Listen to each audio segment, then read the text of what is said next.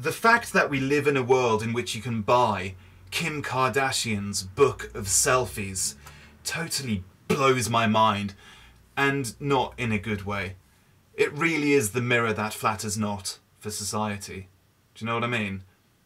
This very meta and ironic exercise in which a woman obsessed with her own beauty stares into a front-facing camera constantly, only to see a vain and celebrity-obsessed culture looking right back at her. And she loves it. It's self-perpetuating and saddening in equal measure. Oh, hello by the way. Good morning.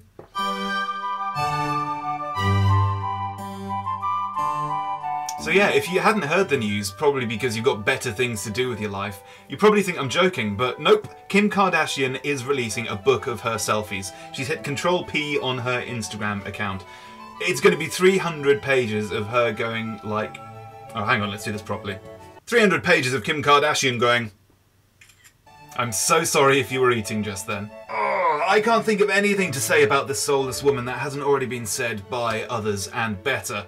I don't dislike Kim Kardashian, I just hate everything she stands for and what she represents.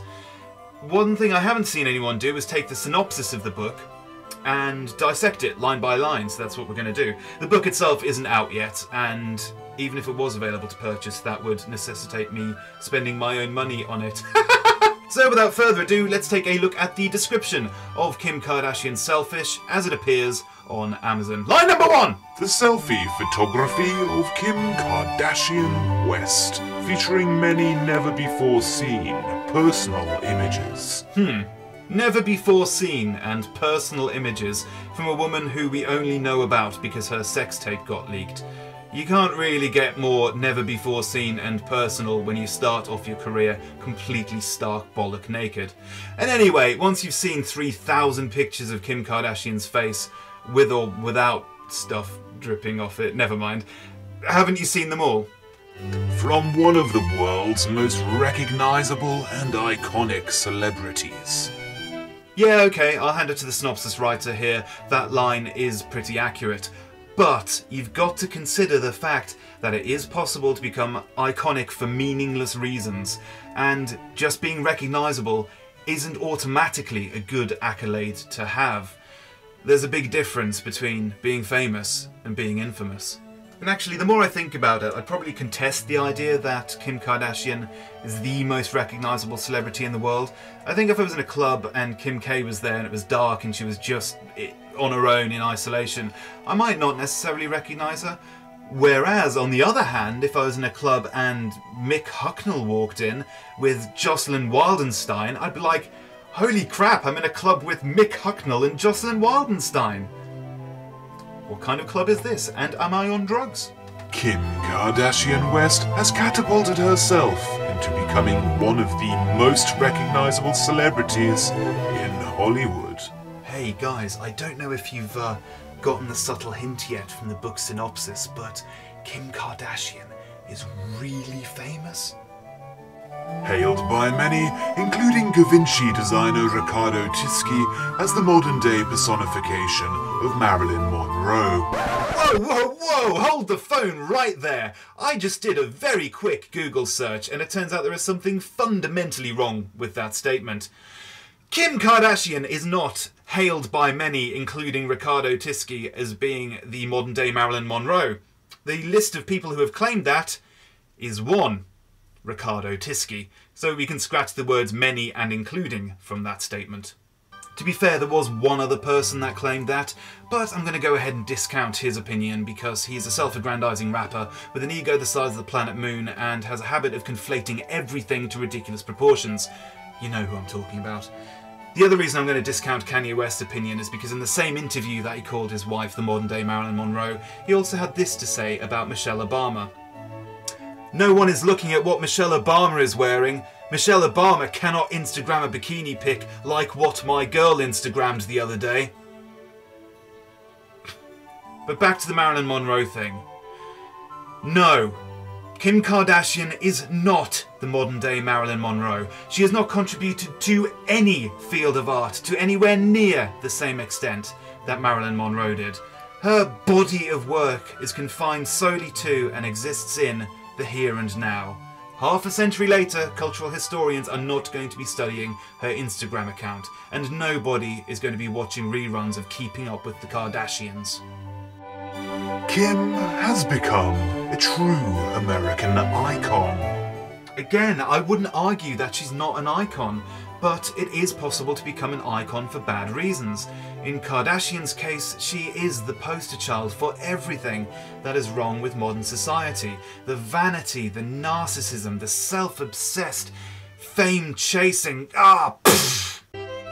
Through social media, Instagram, Twitter and Facebook, Kim connects with her fans on a daily basis, sharing details of her life with her selfie photography. Phew, I'm really glad that they listed Instagram, Twitter and Facebook as examples of social media, just in case the reader hadn't been on the internet before. But anyway, moving on. It is true that Kim Kardashian has got millions of fans across social media. I wouldn't go as far as saying she connects with her fans. I've never once seen her have a backwards and forwards conversation with any of them. She mainly just posts at her followers, and sometimes takes advantage of them to make some sweet, sweet ad revenue. Apparently she gets $10,000 for every sponsored tweet she does. So refreshing.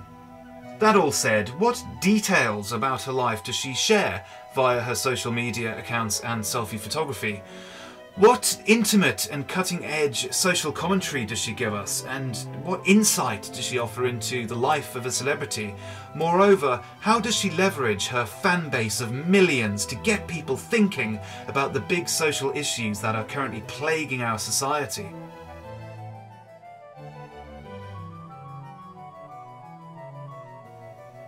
Well, I'll be damned. Hold up, guys. She's getting her nails did. That's some pretty deep stuff right there. But what about how Kim Kardashian's followers connect with her? Let's take a quick look at the other side of this connection.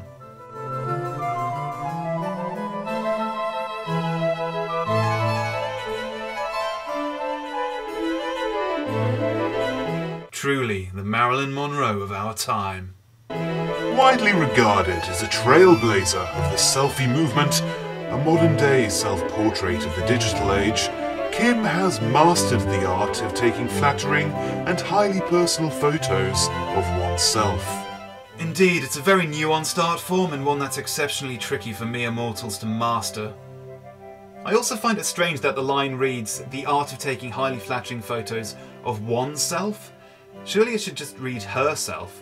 Unless Kim Kardashian's about to release her PhD master thesis on the science of taking a photo of yourself so that we can all get to grips with this complicated task.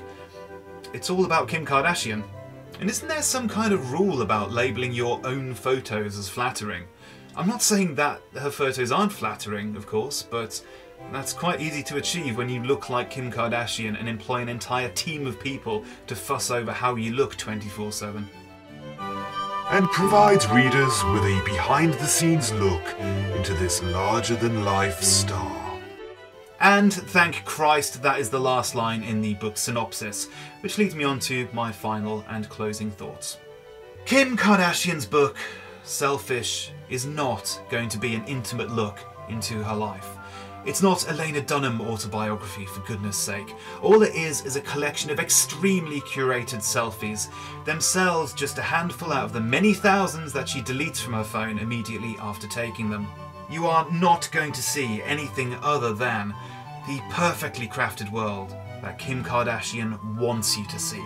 There might be the odd unmade bed in the background of a few of the shots, but even they'll just be thrown in to give you the illusion that she's a normal person. There won't be any real insight into who she is, what she feels, what she thinks about stuff, and what her life is actually like, which is stuff I'd be genuinely interested in. I want the people I admire to have faults and foibles and real emotions and real struggles and observations about the world around them. That's the kind of celebrity I like, the kind of celebrity that achieves things and makes things and goes through journeys to create stuff and commentates along the way. That's the kind of stuff I like, not Kim Kardashian. What is she for? It just makes me sad. It makes me really sad. But yeah, subscribe if you want to see more of stuff. If you're thinking of buying a copy of Kim Kardashian's Selfish when it comes out in May, unsubscribe. And don't forget to follow me on Twitter, because I need as many followers as possible. Finally, Kim Kardashian, I've got a selfie for you.